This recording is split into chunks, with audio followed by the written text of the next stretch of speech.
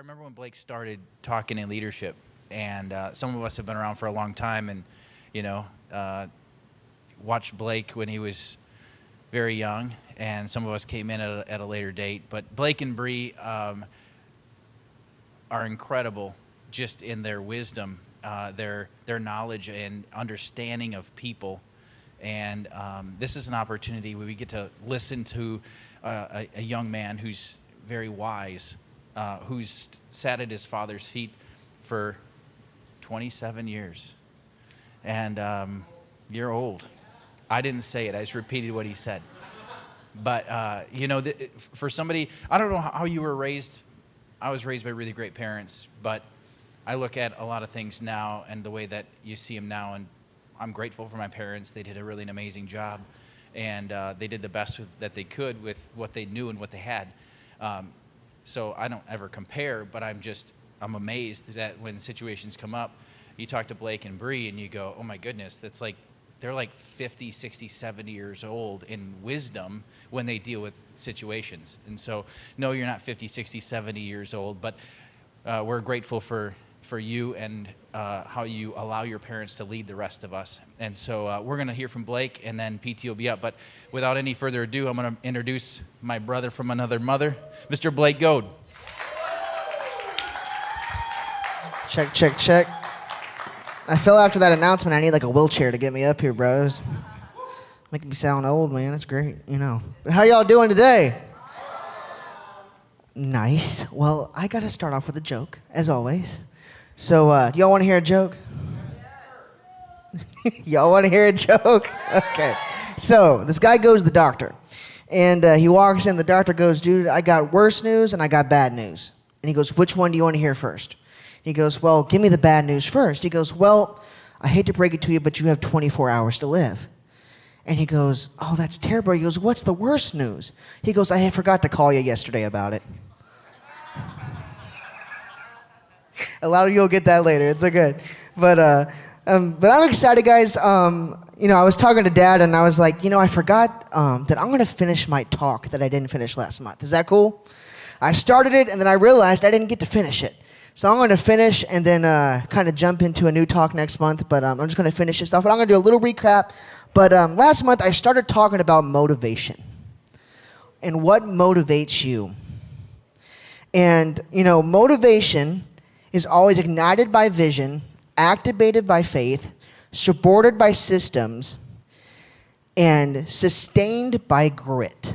Sustained by grit. And in a not-so-great culture, vision leaks and culture drifts. Vision leaks and culture drifts in a culture that doesn't continue to be motivated. And I'm so grateful for our culture here at G5 is that we are continually motivated and continually inspired to keep going for the good things. Number one, I'm going to go quickly over the couple I already gave y'all, but number one was motivation is always inspired by vision. Is inspired by vision. Visionaries have a picture of what they want their tomorrow to look like today. I always talk this. My dad taught me this at a very young age, but a dream is what you want and a vision is how you're going to carry it out. A dream is what you want and a vision is how you're going to carry it out. At a very young age, my dad taught me how to be a dreamer. And I was so grateful for that because he showed me what was available and what I could achieve. And here's what made it so amazing for me is he showed me what I could have, but he showed me what it was going to take to get there. And he showed me how to stay motivated to get my dreams and my visions. It's huge. Number two is it's always activated by faith. Motivation is always activated by faith. One of the greatest things you can do is believe in others and believe in yourself. And it takes faith. I'm so grateful here at church. We have so many amazing servant leaders. And I remember, we observe so much, and they come in, and you can tell when they're having a good week or they're having a bad week. You can see by the faith they have in themselves by how they serve at church and what motivates them to serve at church and what their week was like. One of the greatest things you can do is not let your week define who you are. I have so many amazing friends that I come in and I can see that they're wearing their week on them. And they come in and I'm like, man, I know what kind of week you have by just looking at your facial expressions. But the faith that you have to have, here's one of the greatest things. If you don't have faith in yourself, have friends that have faith in you and have belief in you. One of the greatest things is my father put people in my sister in my life that even when we couldn't believe in ourselves or didn't know how to believe in ourselves, they believed in us for us. I remember a pastor friend of ours did a talk one time, and I don't remember what it was about, but I remember he stood on stage, and at the end of the talk, he literally put his arms up and he said, you need people in your life that will come in and grab under your arms and hold you up when you can't hold yourself up. And I remember the visualization of his friends noticed that he was holding his arms up for a long time, and then the audience started going on stage and holding his arms up for him. The visual of that made me realize that we need people in our lives that will come under our wings and go, we got your back, bro. We got you. The faith, it's amazing. Number 3 is motivation is supported by systems. You rise to the level of your motivation or you fall to the level of your systems. Systems. Systems are so huge. We go in to do a lot of corporations and events for different people, and one of the greatest things my dad will do is he'll observe the systems that are in place, and then he'll go, hey, how effective from your perspective is this system? He will not go critique it. He will not go and change anything. He will ask clarifying questions to see where they are and the systems of where they're visually seeing it, and then he will tweak things from there. The greatest things you can do with systems and see where they are and see where they need improvement and see where they need to go. That's huge. And the 4th one, I told you I was going to go quick today. This is fun. 4 is motivation is sustained by grit. Sustained by grit. Another word for grit is resilience. How resilient are you? I love this. Resilience is the ability to bounce back, to thrive in the face of adversity. I love what Abraham Lincoln said. He says, nearly all men can stand adversity, but if you want to test a man's character and resilience, give him power. Give him power. I love what my dad says. Very few men can survive. Oh, I can't remember. How's that? I can't remember. There's a quote he says, you'll have to tell him when he gets up here. But it says, I think, if I remember correctly, it's very few men can survive failure, but very few men can survive success. Look at that. The dyslexic remember. This is great. But it's huge. But in closing, I want to give you these. In dealing with people, one of the greatest things you can do is figure out where they are. And people will change in 4 different seasons. There's 4 seasons in every person's life where they will change. And I'll go into deeper on these at another point, but I just wanted to give you these before I bring my dad up. But it is when it hurts enough, they have to. People will change when it hurts enough, they have to. When they see enough, they're inspired to. When they learn enough, they want to. Or when they receive enough, they're able to. Now that's a lot. I can do that. My dad and I can go into a 3-hour talk about that right there. And I'm sure my dad can do it way better than I can. But that's a huge talk right there. I'm going to give it to you one more time. When it hurts enough, they have to. People will change. When the pain is so bad. How many of you have ever had pain in your life so much that you're just like, okay, I need to get out of this. And you realize you need to move on. When they see enough, they're inspired to. Who in your life are you inspired by? I remember Matthew McConaughey, the actor, he told a story one time, and he said somebody asked him, who's your hero? And he goes, that's a great question. I don't know who my hero is. And he goes, I'll get back to you on that. And he goes, okay. So a couple of weeks go by, and the same man went up to him and said, who's your hero? And he goes, it's me in 10 years. And he said, I realized I will never be able to be my hero. But he says, I need something in front of me. The person I want to be will always make me work to get to that point. Who is it that you want to be? What inspires you to be a better person? What do you put into your life? What books are you listening to? What books are you reading? What CDs are you listening? What tapes you know, I'm old school when I said CDs and tapes. That's growing up around my dad. But when they learn enough, they want to. And when they receive enough, they're able to. So I want to encourage you to plug in. And plug in. My dad always says, give us a year of your life. We have a couple of servant leaders here at G5, and they gave us a year. They came and they served their guts out for a year. And he came back and he said, I didn't realize how much I had changed by plugging in for a year after I went and spent some time with my old friends. He says, I realized the year was worth it. That's not making us sound good. That's just saying the culture will, a rising tide will raise all ships. So, in closing, just know that you are very important. The value you bring to your friend's life and your family's life is important. So I'm going to bring up a man that helped me get to this point. Because when I started, I was not great. And I'm still not. But how many of you know it's the thing of being willing to grow? And this man helps me grow so much. So will you please help me welcome my amazing father, Tim Goad. Thank you, buddy. Wow. That's incredible. Oh, my gosh. I love it. I'm going to take you up to Ohio to the locker room. Look at your neighbor and say, you look way better than I thought you would today. I want you to know that. Way better than I thought you would. Last time I saw you, I was a little worried, but I'm feeling better about you now, man. I love it. Hey, I want to talk to you about a subject that has been so critical to me as a leader in my life. And the word is loyalty. I don't know if you've ever had somebody be disloyal to you. I don't know if you remember the pain of betrayal.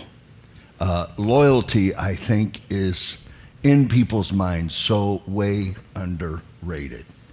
Loyalty, without it, you can have no long-term vision. Because it's the unity, it's the glue that brings people together. Loyalty. My friend told me one time, 99% loyalty is 100% disloyalty. I don't know how many of you want your spouse to be 99% loyal to you. I don't know how many of you all want a doctor that's 99% he's on his game, or a pilot. No, man, there's something about being all in all the time that really, really does matter. Loyalty is such an incredible, incredible gift in our lives. And I can tell you, without it, we cannot get the vision that we're called together. I think loyalty creates faith. I think it creates trust. I think it creates an environment that you want to commit to and stay committed to. And I think it changes the morale of any organization. The morale of any organization. I think it changes the morale of every relationship. Loyalty. Loyalty. Now, somebody asked me one day, they said, what is your greatest strength? And I said, my greatest strength is that I'm very loyal. They said, well, what's your greatest weakness? I said, I'm very loyal. Sometimes I'm loyal to a fault. Do you know how there's sometimes you should probably exit, but you stay because you're just loyal? You're loyal. It's an incredible, incredible word. What is loyalty? Simply put, it is the act of showing dedication to a person, cause, or idea. It is the act of showing dedication to a person, cause, or idea. It is so hard to move anything forward without loyalty permeating the whole culture and the environment. It says, I can trust you. I have your back. While everybody else is walking out, I'm going to be walking in. Loyalty. I want you to think about it in your life for a second. How critical is loyalty in your life right now? If you're ever going to chase a new dream, a new vision, take on a new conquest in your life, I promise you, you better get a group of loyal people around you. People that will stand with you. They will define you. They will defend you. How many of you know as a leader, everybody's trying to define you from their own terms instead of really defining you for who you are? A loyal person. Oftentimes, loyalty is the act of putting needs or wants that I have. I put other people's needs in front of me. Loyalty. I want people around me to win. Loyalty is shown through trust and selfless acts of dedication to your relationships and a supportive mindset. Boy, if you're ever getting ready to take a vision and you're saying, this is the path we're going to go, just look out for people that are disloyal, who would disrupt the flow and the success.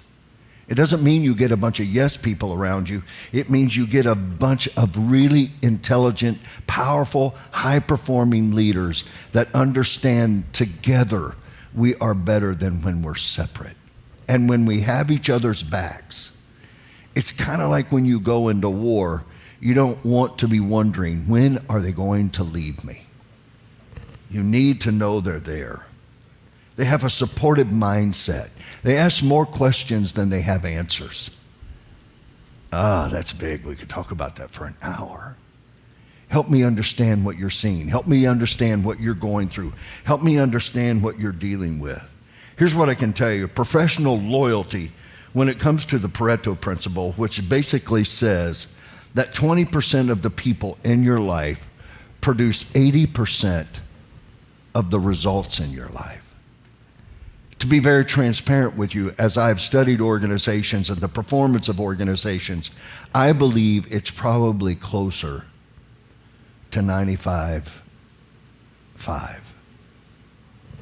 But here's what you got to do. If you're going to be loyal to that 20%, you got to service them. Most of us spend way too much time with people that are not loyal, trying to get them to be loyal, rather than being with people that are loyal and helping them duplicate. Somebody just asked me recently, what do you think about these teachers? What do you think about this? I said, well, let me tell you what I know about it.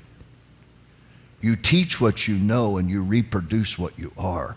When you receive a man or a woman, you not only receive their teaching, you receive their spirit.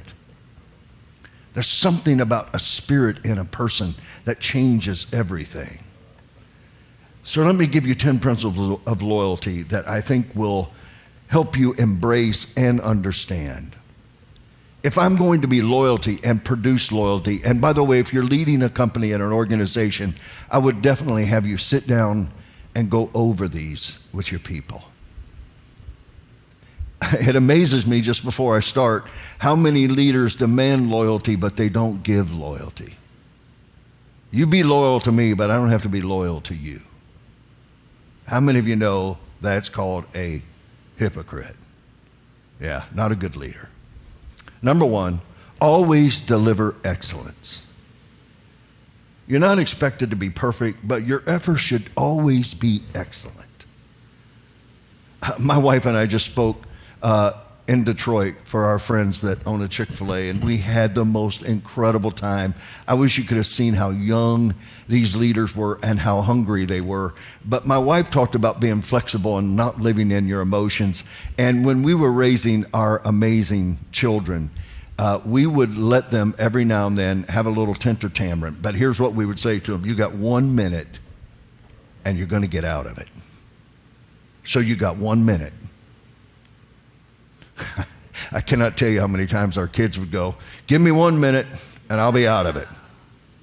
My wife told that story, and at Chick-fil-A in Detroit, all day long, people would walk up to their fellow workers and go, you got 1 minute to get out of it. Isn't that amazing? Oh, you mean I don't have to spend all day in a bad mindset, run by my emotions, angry at the world? You mean I don't have to hang on to it for a week or a month or a year? You mean I really have the ability within 1 minute to change into excellence? instead of living a life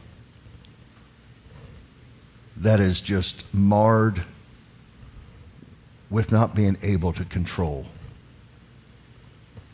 I can tell you, anytime you deliver excellence and you set your leader up to win, not only leaders setting their people they're leading up to win, when you deliver excellence, you will earn loyalty.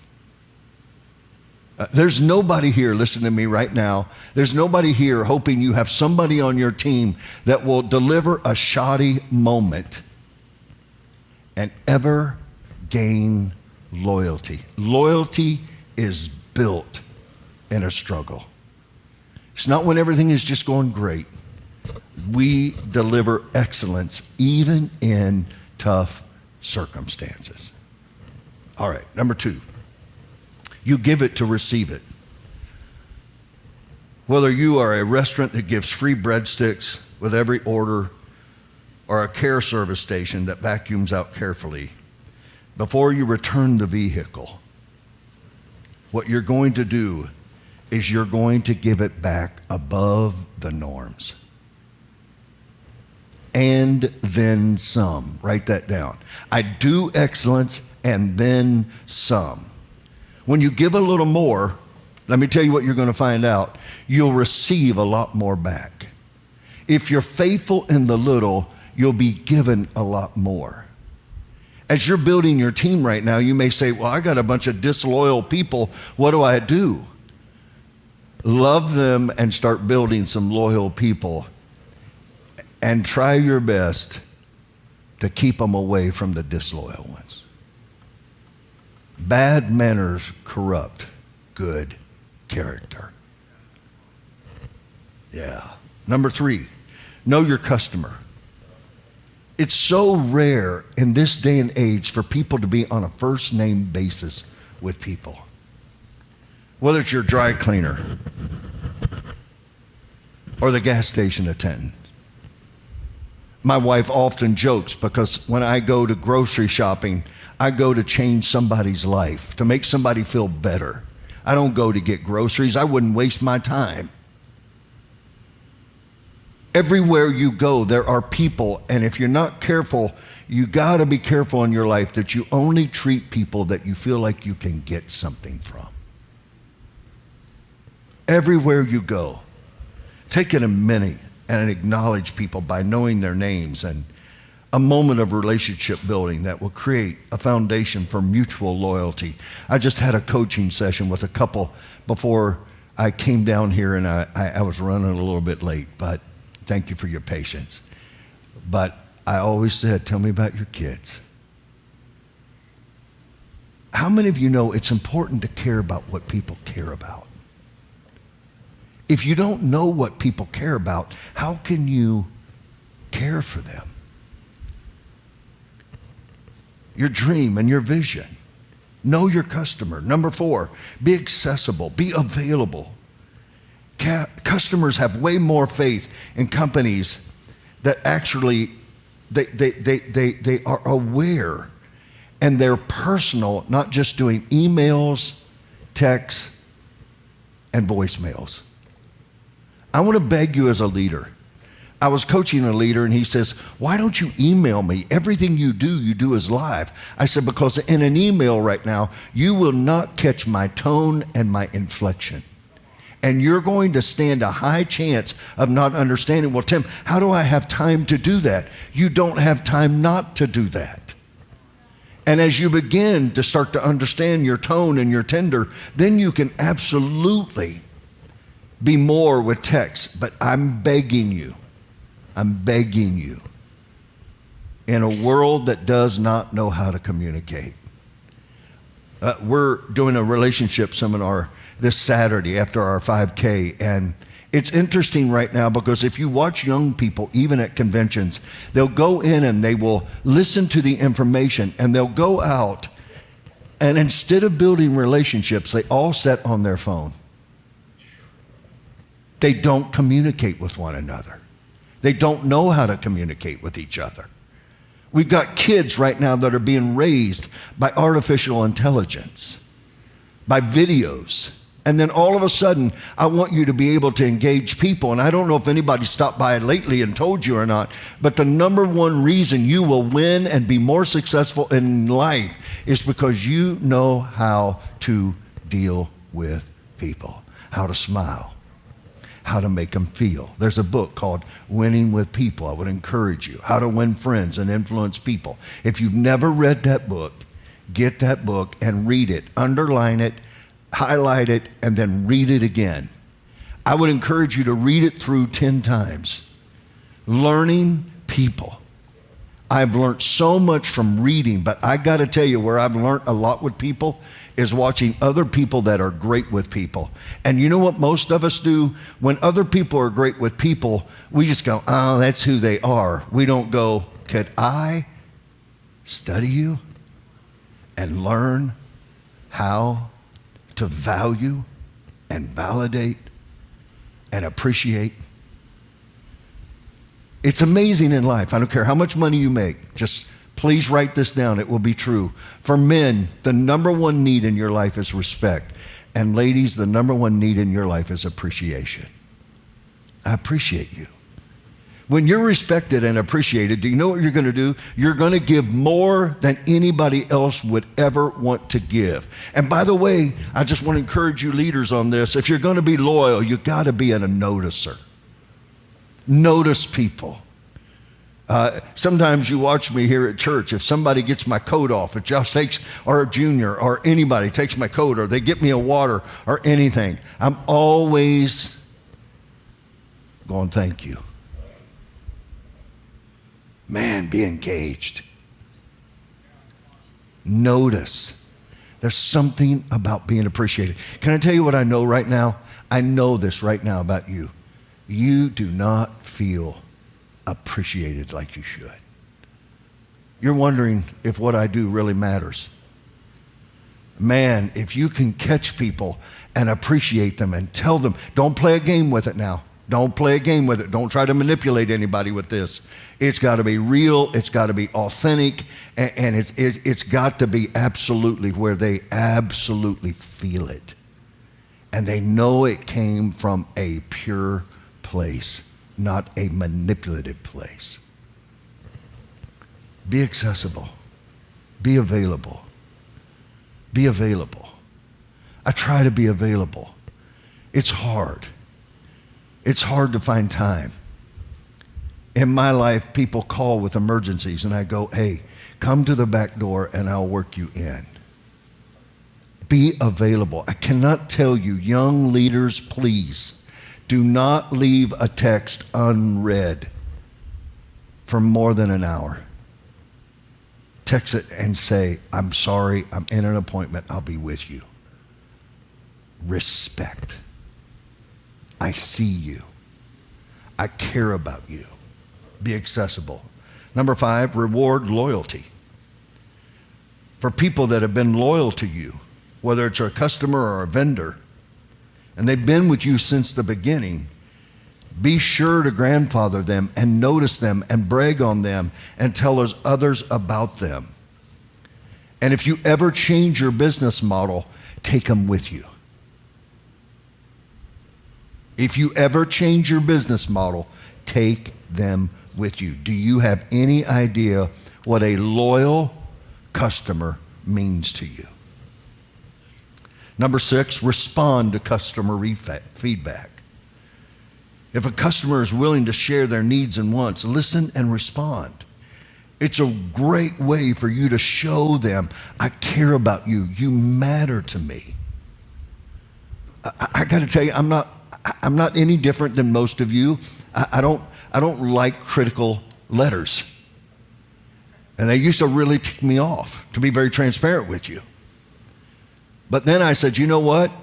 Even if it's not accurate, I appreciate that they care enough to respond. And I'm going to learn from it, and I'm going to grow from it, and I'm going to get better from it. How powerful is that, huh? I'm not going to walk around with a mindset of you didn't. No. I'm going to lead above it. I'm going to lead above it. Your behavior and your words are not going to control my behavior and my words.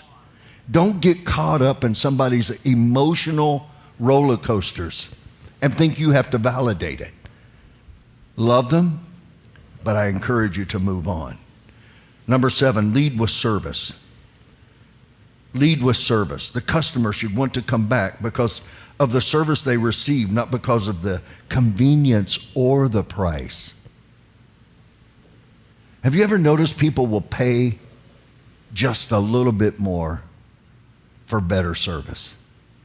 I would venture to say that most of you have a favorite restaurant with a favorite waiter or waitress. I would venture that you go somewhere and you're going, oh, I hope I get them today. They're just a little bit better. I love when I coach organizations and they get this film on them. It's a film that when they walk in, it's like a residue of, we just give a little bit more. We got an edge on us. Now, and I want to tell you this, and I see this happen, and it breaks my heart, whether it's in your company or in your home or in your church or wherever you lead. Some people get offended when loyalty is given and expected. They'll leave because they don't want to live life with that kind of accountability. They want to do whatever they want to do.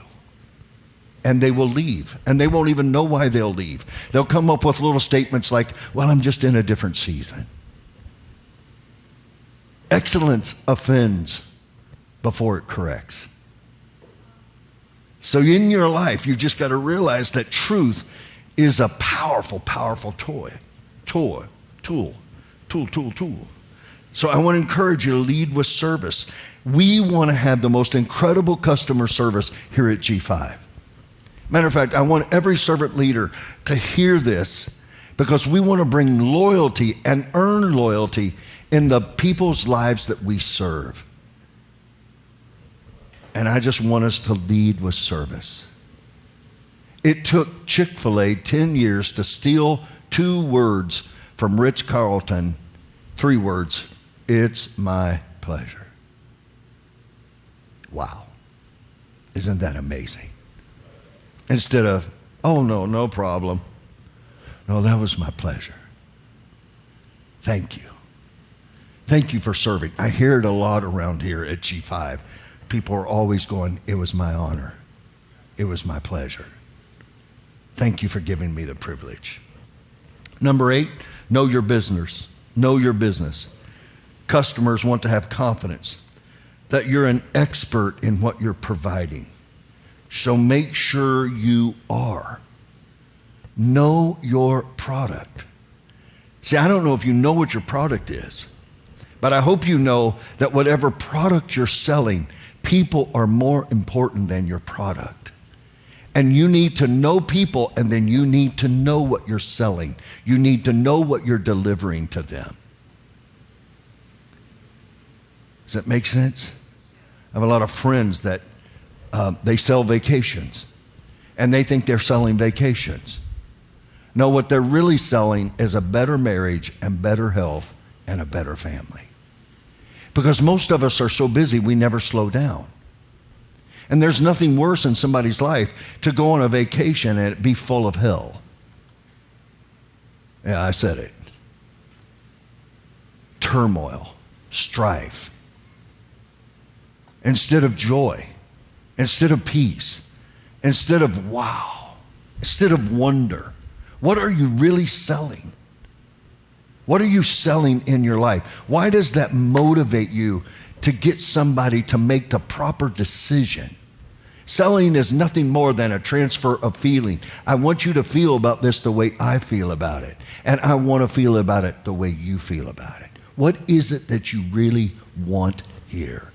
What is it that you really need here? Know your business. Number 9, appreciate your employees and vendors. Your employees, the people that you're leading. Appreciate your team. They're the lifeblood of your business. They're the lifeblood of your business. It's what causes your business to honestly flourish and thrive and gain momentum. You got to keep your business running smoothly. And when you have loyalty, it creates unity. And you can fly. One of the things I'm always looking for is gatherers and unifiers. Gatherers and unifiers. They gather people. If I could teach you a skill, I would teach you to get out of you and go gather people. My buddy's here today, and I'm so glad you're here. Your wife came with your little child to our homeschool thing on Monday. And all I did was stand there. They're brand new here at G5. And all I did was find a need. And I just said to her, man, Mrs. Farmer would love to have you Monday. And I drove in here and I saw your little girl, right? I saw her running around and she was so happy. And how many of you know what that did for the mom? Right? We're meeting needs, but you got to be aware. But if you're in your world and in your little clique, I don't know, I'm kind of scared to talk to them. No, don't be scared to talk to them. They want somebody to talk to them. Now, don't get all in their face. Make sure you don't have bad breath. Can I get an amen? Yeah. But just make sure you go find a need and fill it. Find a need and fill it. Number 10, maintain your principles. Maintain your principles. While loyalty requires some sacrifice and compromise, it should not come at the expense of your integrity. Wow. Be true to yourself and the mission of your company, of your church, of your organization. And it will absolutely garner more and more and more loyalty. By the way, if we don't have these things going on inside of our organization, we're probably creating disloyalty, which ultimately, at the end of the day, will exhaust you. I don't know if you've ever had to lead people that weren't loyal to you, but boy, it's painful. So in closing, can I give you 10 characteristics of a loyal person? And that's not going to take very long. I'm just going to give you the words. Number 1 is trustworthiness. Can I trust you? It's the foundation of all loyalty. Can I trust you that you're going to treat my wife and my children with the same respect that I would? Can I trust you that my friends, you will honor them and respect them and not embarrass them? Number 2, reliability. Reliability, which means consistency in action. What happens if we bring 10 new people in a room and teach them about being trustworthy and being reliable? Consistency in my actions. You don't have to worry if I'm going to have an emotional breakdown. And if I do, I got 1 minute to get out of it. You're going to talk to people and treat people well. By the way, this has nothing to do with where you were born, your nationality, your educational level. This all has to do with your heart and with your understanding of people. Number 3 is empathy, which means I understand and I care. I understand and I care. I don't know about you, but I've weighed in on people that I didn't understand yet. Everybody's behavior makes sense to themselves. I need to understand. But if I'm so ready to not be empathetic, empathy is such a different thing than sympathy. Sympathy is when I feel sorry for you. Empathy says, I feel what you feel. I feel what you feel. I feel it. Number 4, action and listening. Action and listening. I need to go over these with our team. Okay? Hearing beyond words. Hearing beyond words. We'll talk about this some Saturday night, but can I tell you, every now and then, men, can I just tell you, my wife will come with me and she'll act like she's upset a little bit about something, whether it's I didn't take the trash out or whatever. Only to find out 8 hours later, after I'd taken the trash out, That didn't make her happy. What I found out is there was something else that was bothering her.